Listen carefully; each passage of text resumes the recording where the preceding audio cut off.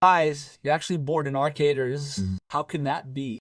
Let's face it, if you're finding raiders unengaging and are unsure how to best spend your time, I've gathered 7 ideas for you.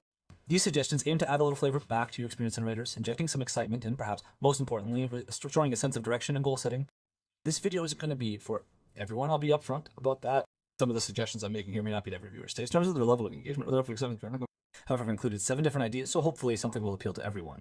Now, there are a few things to consider here. Specifically, several of these things statistically require somewhere between 70 and 110 hours of playtime. That's an exciting story, but as a bonus tip, even though I didn't want to include it here as an actual excitement factor, I recommend that anyone who decided against the expedition, which was 90% of the players worldwide out of 10 million players at the time. Now, there are already 15 million players do so. Congratulations to Ank. Congratulations to our raiders. The expedition, I didn't regret it. First of all, the rewards aren't bad. They can be earned up to 3 times. Getting 15 bonus skill points at the end is really nice, and it makes a significant difference in your progression. You're starting completely from scratch. Screw the blueprints. If you play that much and the game is so important to you and you want to search for it every day because you can't sleep every day because you're so excited about this game, then damn it, reset your raider and collect all the blueprints again. It's just fun to rediscover everything, especially given the high replay value and the significant advantage you'll have going into the game thanks to the substantial amount of playtime you've already accumulated, likely 2,300 hours or more. It's fun. I don't regret it. I think it's super cool. Of course, nobody has to do it. Everyone has to figure it out for themselves. But there are 7 things that will help you combat boredom. And I can tell you right now that the success of 15 million copies sold will show us that in a few months, until a cycle of an expedition is completed, we will hardly have any boredom anywhere in between. That's how it is at the moment. And now have fun with the list. Let's just start with the trophies or achievements. There are 51 trophies, and according to various sources on the internet, it takes an average of between 70 and 110 hours of gameplay to get 100% of these trophies. Just getting to level 75 requires a gold trophy. That takes a while. In addition to these, there are 1 or 2 other trophies which are also quite difficult to acquire. For example, killing the queen. It's not enough to simply kill the queen. You have to have made the last shot or done the last damage to the queen, for example. That alone is already a challenge for many. Achieving 100% trophy completion is also something that isn't within everyone's capabilities. Plus, I'll be making a separate guide for all the trophies, since that was a hit on TikTok and YouTube when I discussed the trophies a few days back. It's crucial to understand how the trophies directly affect upgrading your workbenches, allowing you to reach higher levels. Some of you then gave feedback on YouTube, suggesting a further extra video to be created regarding the topic. Next, we come to the quests, and there are now 80 of them. Don't forget that new quests are added with every new event. As I recall, it started at just under 70. Now we're at the 80 mark. These projects are very high priority and need finishing urgently. This is the quest tree. This is the first page of it. The second page looks like this. They also want to be completed first. You can access a special page dedicated to quest information. There, simply move your mouse cursor over the quest listing, hover over it if you will, and a larger window pop up. This window will clearly detail what type of quest it is and exactly what tasks you need to complete. That's a lot of time consuming. Honestly, I also once considered making a separate video for every single quest. Give me your feedback in the comments. Would you be up for it? However, the big problem with this story is that, first of all, it's very, very time consuming. I just can't make a living from YouTube and TikTok. It really isn't very time consuming. I'd be up for it if there was the right feedback. But of course, it's also possible for many other YouTubers that when you first start doing it, you could completely mess up the YouTube algorithm. If you then release a quest guide and then release several videos that nobody cares about and that are then only watched 20 times. Of course, that also involves a certain risk. Maybe you should simply bundle several videos into one. I'd like to do that, but as I said, I can only emphasize that it's really time consuming, but that's how it is when you have a 40-hour job. What I need to do next is quite simple. I have to put on my headset. Let's go to the workbenches. The workbenches, very simple. So get your workbenches upgraded to level 3, as I previously mentioned. I put out that information a few days back. I am certain that in the months ahead, or perhaps even in later updates, we will absolutely receive an upgrade that will allow us to go beyond the current level 3. Therefore, ensure your workbenches are upgraded to level 3. Incidentally, I have an extra one here. Oh, I believe it's all good now. I've finally got them all to level 3. Did I perhaps overlook the fact that I've acquired all the necessary materials? Well, upgrading all the workbenches to level 3 is definitely a challenge as well. There are quite a few materials involved here, and some of them will take a little while to process. It's certainly a scrappy project, of course.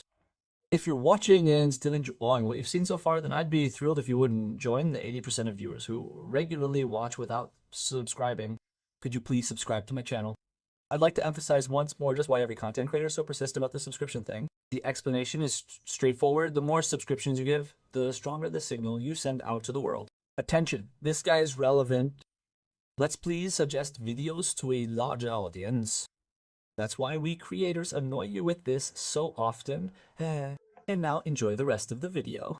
Guys, of course, this list of utter boredom must not be complete without the completion of the blueprint list.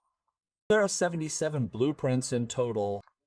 I'm still missing quite a few. I have a few interesting ones like the Wolfpack, Seeker Grenade, Deadline, but I've never gotten a Tempest like this before, for example. If any of you have managed to complete this successfully, please write it in the comments section below. Respect for that. That's quite a number. The challenge of getting this right is definitely worth the effort, providing a lot of fun along the way. However, I anticipate that if only a couple of items remain missing, the frustration factor will increase significantly if you're not utilizing a dedicated trading channel where you can exchange blueprints with other players. In addition, I'm adding a link to my Discord server in the video description for your convenience. Over there, I have a dedicated channel set up for trading blueprints and items, finding teammates for trials, and planning duo or trio runs. Separate by platform, Xbox, PC, and PlayStation, so you can find groups however you prefer. Feel free to find it. The trading channel in particular is very well received by you. Thanks for that. And I would like to dispel a myth again, as far as I know, and as many of you have confirmed. Well, it seems some of you are still under the impression that all the blueprints are readily available everywhere. According to unanimous opinions, that is definitely not true. In my opinion, that was never said. There are always fixed hotspots where certain blueprints can be found, but where you can't find all the blueprints. It's kind of divided up a bit. As a result, I've picked up the advice from many YouTubers to the effect that if you constantly loot only the same locations, you should not be surprised to find that you don't locate all the blueprints. It's important to occasionally stray from the typical tourist outside Barrack City. Don't always just visit the town hall. Try exploring a different building instead.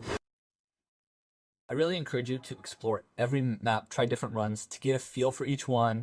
And by the way, it's worth noting that the presence of a red zone doesn't automatically guarantee the best loot, quite the contrary. It often simply means a higher concentration of lootable containers, so containers. There were more red containers than yellow ones, and I think there were either the second most or approximately the middle amount of blue containers. This doesn't mean the best loot was necessarily found there. As a way to fight boredom, it seems incredibly simple, however it can be quite drawn out. If you're already bored and have absolutely zero motivation to play games, Oppo, I want to achieve the highest level possible. Level 75 in this current expedition, I've put in significantly more play time than during the first one, and the nature of the expedition itself can be a challenge when attempting to collect every available bonus. This is due to the overlapping nature of some of the bonuses. It could be difficult for many of you to actually just say, okay, I'm bored, I'll do level 75 now.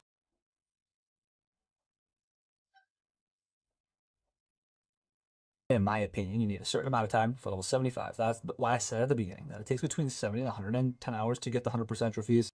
And the golden trophy with level 75 is also included. And you need a lot of time for level 75. Of course, the tests are a must.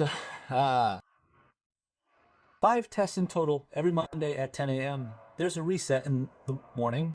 5 new tests each time. Of course, the tests repeat themselves to some extent every few weeks, but that also provides a bit of motivation.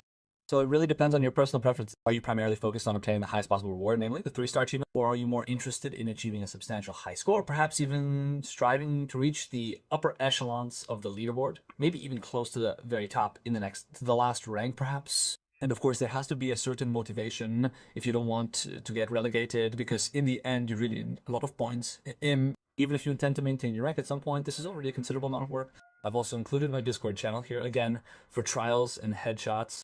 It'd be great if you could all find each other there, but I have to say, the test is actually really fun. Time is slowly ticking away here as well, and it remains, as we all know, simply a matter of time until we see the addition of some new trials. Even though there's been some criticism of the new player projects, they still offer excellent long-term motivation. Essentially, the whole thing is I gather, loot, input it, and obtain a return. I repeat this constantly, regardless of whether I'm engaged in the main expedition or in the player projects.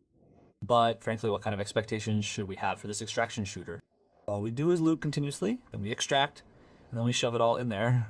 What kind of challenge do you want? This isn't intended for the general public, of course, but certain individuals have voiced their disapproval. Now we have a player project. Okay, we have to loot stuff again. It's an extraction shooter, after all. Yeah, some variety wouldn't be a bad idea, but regarding the player projects, I have to say, they're quite challenging. If you want more details, there's also a video a few weeks ago. Well, I showed you which items you need. This is a bit more complicated. It requires considerably more time because we need to incorporate both the king core and the material cores for a complete project. The rewards are certainly worthwhile. The main thing is figuring out when I'll be able to complete it if I undertake an expedition. Just yesterday, I completed the player project, and then just a few days later, I will successfully finish the entire expedition. This unfortunately means all the rewards are gone, but the player projects are staying, at least for the time being. We're currently scheduled to get a new player project every month, according to the roadmap. Provided this pattern persists, and we receive a new player project on a monthly basis, or perhaps even every 2 months, and over time, our motivation will undoubtedly be significantly boosted. Sure, at some point it gets monotonous. We keep collecting various items and placing them in there. Ultimately, each individual needs to decide for themselves how to spend their entire day. But even here, you realize, sooner or later, of course, we still need variety. Alright folks, here's my list of 7 things that might help you overcome that chronic boredom. And finally, on the subject of expeditions, of course, the expedition, the big disadvantage is that it only happens every 8 weeks. There's a fixed date, but the fixed date is the only way to make sense. In any case, I am curious to hear your opinion. Kind regards, stay healthy, and have fun in ARPers.